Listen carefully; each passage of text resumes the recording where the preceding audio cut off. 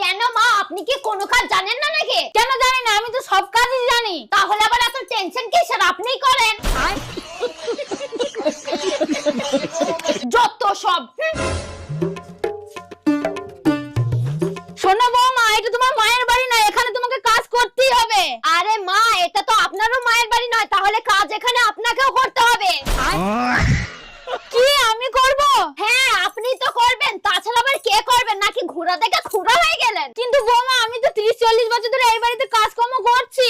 আরে হ্যাঁ, আরো 30-40 বছর কাজ করুন, যত বেশি বেশি কাজ করবেন তত হাতের কাজ ভালো হবে। হ্যাঁ, এ কি বলছো? হ্যাঁ ঠিকই বলছি, আমার কাছে ঘ্যান ঘ্যান না করে যান তো এখান থেকে। কেন যাবো কেন? তুমি এখন ঘরের ভিতর করবা কি? কেন, আমি এখন ইনস্টাগ্রামে রিলস বানাবো। কি তুমি রিলস বানাবা? বাহ বৌমা, বাহ বাহ। শাশুড়িকে দিয়ে বাড়ির কাজ